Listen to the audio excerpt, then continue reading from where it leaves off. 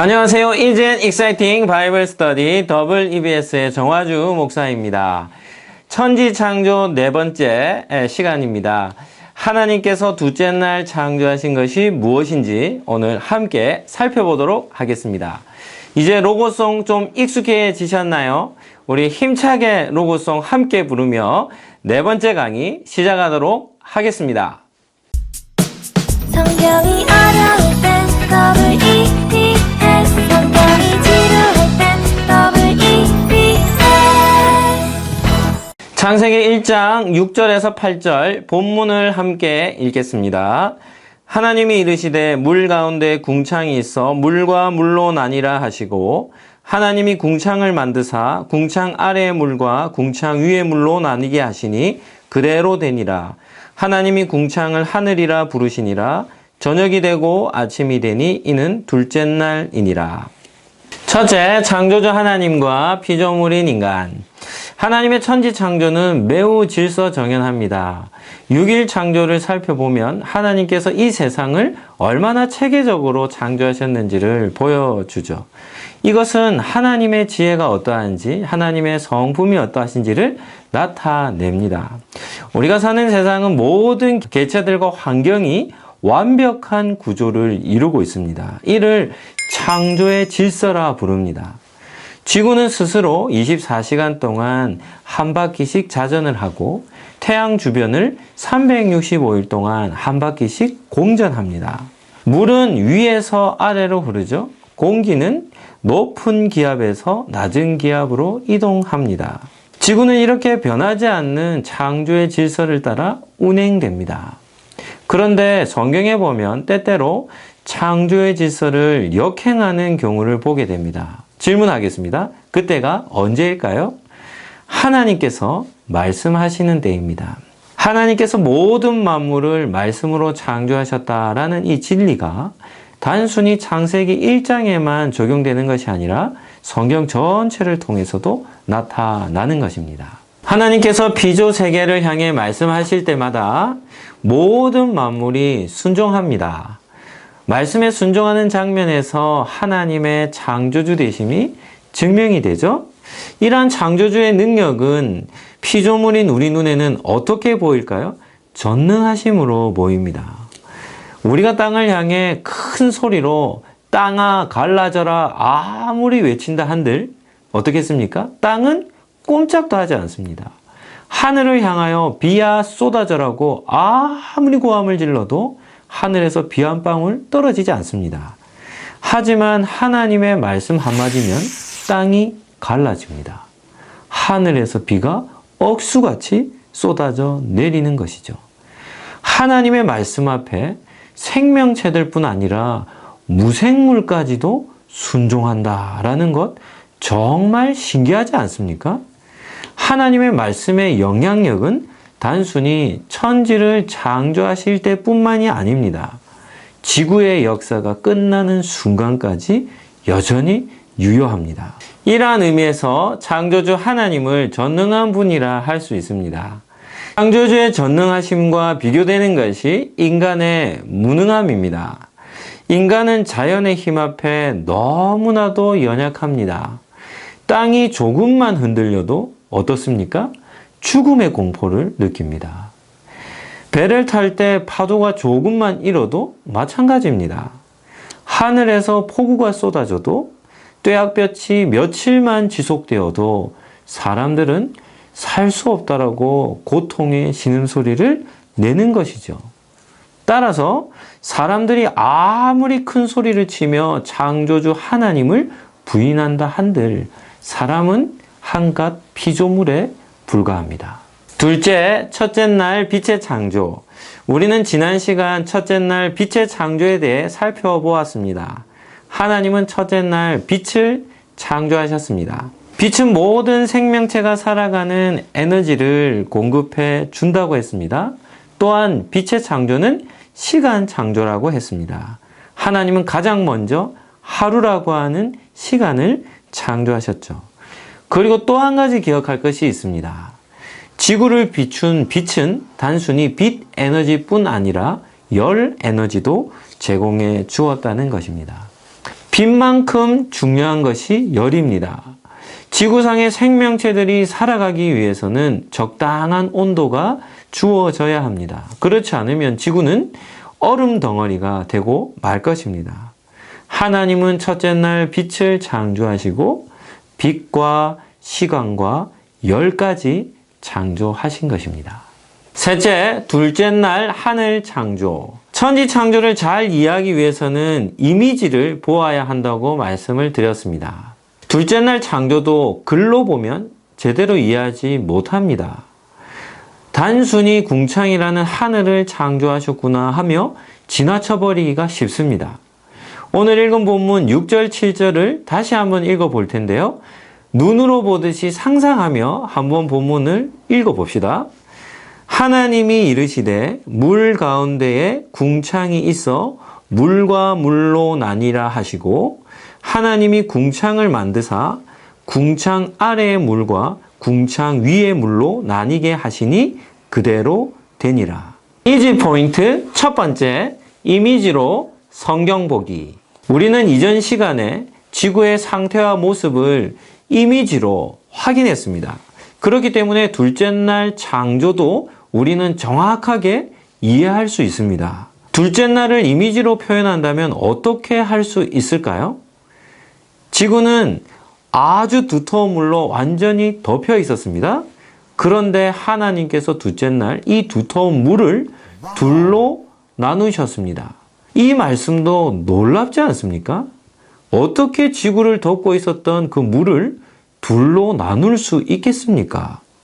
지구에는 이미 중력이 존재했다고 말씀드렸습니다. 그래서 물이 지구에서 떨어져 나가지 않고 붙어 있을 수 있었던 것이죠. 그런데 하나님이 그 엄청나게 많은 양의 물을 둘로 나누셨습니다. 여기서 주목해야 될 부분이 있는데 어디일까요? 그것은 바로 궁창 위의 물입니다. 하늘 위로 하나님은 물을 들어 올리신 것입니다. 하나님은 중력의 힘을 거슬러 상상할 수 없을 정도로 많은 양의 물을 공중에 띄우신 것입니다. 여러분은 물의 무게가 얼마나 무거운지 아십니까? 아무런 기구와 장비 없이 물 1톤 정도를 공중에 띄운다고 해보시죠.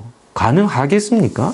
그런데 하나님은 전 지구를 덮고 있었던 많은 양의 물을 둘로 나누셔서 위쪽 물을 하늘 높이 띄우셨습니다. 이것은 피조물인 인간이 도무지 이해할 수 없는 일입니다. 어떻게 이런 일이 가능할 수 있었을까요? 말씀으로 천지를 창조하신 하나님이셨기에 가능했던 것입니다. 세 가지 이미지를 함께 봅시다. 첫 번째는 창세기 1장 2절.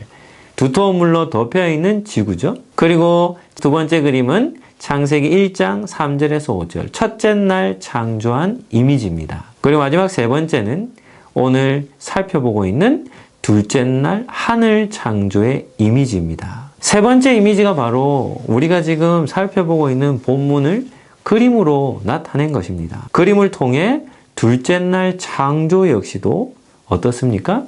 하나님의 위대하심을 나타내 보이는 것이죠. WBS는 이렇게 여러분에게 성경을 쉽게 잘 설명해주고 이해할 수 있도록 도와주는 성경 프로그램이라는 사실을 기억하시기 바랍니다. 네 번째, 둘째 날에 창조하신 것들. 그렇다면 하나님께서 둘째 날 구체적으로 어떤 것들을 창조하셨는지 살펴봅시다. 첫 번째, 대기층인 궁창을 창조하셨습니다. 익사이팅 포인트 첫 번째, 현재 대기층과 창조 시 대기층의 차이점. 우리는 여기서 중요한 한 가지를 기억해야 합니다. 그것은 지금의 대기층과 창조 시 대기층은 전혀 달랐다는 것입니다. 하나님께서 천지를 창조하셨을 때의 대기층은 지금의 대기권으로 이루어진 대기층이 아니라 두터운 물층으로 되어 있었습니다. 6절은 분명하게 말씀합니다.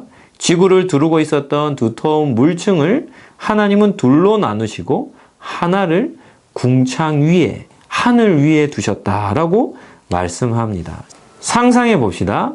지구의 대기층이 두터운 물층으로 되어 있다면 지구의 환경이 어떠했을까요? 아마도 전 지구적으로 온도가 균등하지 않았을까요? 지금의 지구는 북극과 남극은 어떻습니까? 매우 춥습니다. 그에 반해 적도 주변은 열대 기후로 아주 덥죠. 이와 같이 지역별로 나타나는 온도의 편차는 하나님께서 천지를 창조하셨을 때는 크지 않았을 것입니다. 지구를 둘러싸고 있었던 하늘 위의 물층으로 인해서 전 지구적으로 일정한 온도가 유지되었을 것이고 생명체들이 살아가는 최적의 환경이 조성되었을 것입니다. 지구의 기후 역시도 큰 변화가 일어나지 않았을 것입니다. 기온의 변화는 기후의 변화를 가지고 옵니다. 그로 인해 다양한 자연 현상들이 발생하죠. 그러나 하나님께서 둘째 날 하늘 위에 두신 물로 인해서 기후 변화도 크지 않았을 것입니다. 우리는 에덴 동산에서 아담과 하와가 몸에 아무것도 걸치지 않고 생활했다는 사실을 알고 있습니다. 성경에는 아담과 하와가 추위에 떨었다라는 말씀이 없습니다. 에덴 동산은 말 그대로 지상 낙원이었습니다. 인류를 비롯한 모든 생명체들이 생활하기에 가장 적합한 환경이었다는 것이죠. 그리고 지구 외부로부터의 유해한 모든 것을 차단시켰을 것입니다.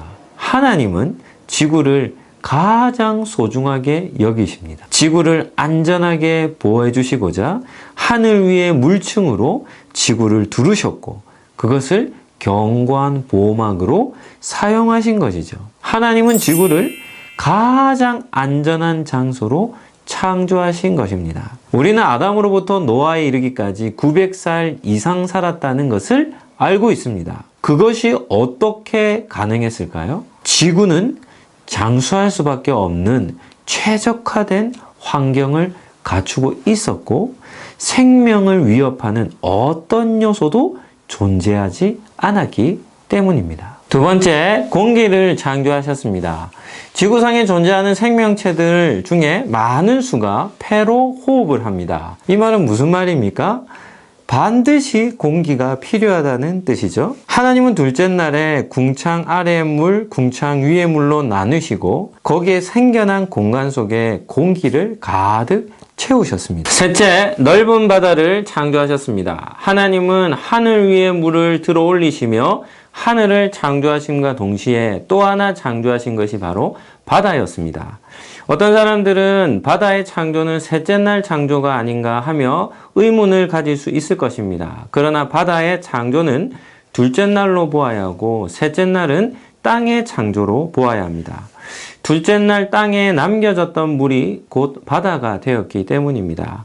셋째 날 땅을 창조하실 때 이제 땅과 구분 짓는 표현으로 바다라 칭해진 것 뿐입니다. 바다라는 명칭은 셋째 날에 나와서 셋째 날 바다 창조가 아닌가라고 생각할 수 있지만 정확한 이해는 바다는 둘째 날 창조된 것입니다. 우리가 알다시피 생명체는 아무렇게나 아무 곳에서나 생존하지 못합니다. 환경이 완벽하게 조성이 되어야 합니다. 물만 있다고, 빛만 있다고, 공기만 있다고 생존할 수 있는 것이 아닙니다. 생존에 필요한 모든 조건들이 완벽하게 조화와 균형을 이루어야만 가능합니다. 하나님은 천지를 창조하시기 전에 지구라는 공간을 만드셨죠. 첫째 날 빛을 창조하심으로 하루라는 시간을 만드셨습니다. 둘째 날 지구를 덮고 있었던 물을 둘로 나누셔서 그 가운데 생겨난 공간에 궁창에 공기를 채우신 것입니다. WBS를 공부하는 사람이라면 하나님께서 천지를 창조하셨을 때 우리에게 허락해 주신 지구라는 환경이 얼마나 좋은 곳인지를 알아야 합니다. 기후와 날씨, 자연 환경, 주거 환경 모두 어떤 해로운 것도 없는 완벽한 최상의 조건이었습니다. 둘째 날 창조가 바로 그러한 환경을 조성해 주신 것입니다. 첫째 날을 통해서 하나님은 하루라는 은혜, 밤과 낮의 은혜, 빛 에너지와 열 에너지의 은혜를 주셨다면 둘째 날을 통해서는 하늘 위에 들어올리신 물층으로 인해 이 땅에서 안전하게 거할 수 있는 은혜, 맑고 푸른 하늘을 베풀어 주신 은혜, 호흡할 수 있는 은혜, 우리에게 허락해 주신 것입니다. 둘째 날 하늘 창조를 공부하며 시편 마지막 편 150편이 떠올랐습니다. 시인은 위대한 고백을 하나님께 올려드렸습니다. 시편 150편 6절입니다. 호흡이 있는 자마다 여호와를 찬양할지어다. 할렐루야. WBS를 공부하는 성도는 호흡할 때마다 하나님께 감사해야 합니다. 이 땅에 태어나는 순간부터 숨을 거두는 순간까지 여러분의 전 생애가 하나님을 향한 감사로 가득 채워질 것입니다.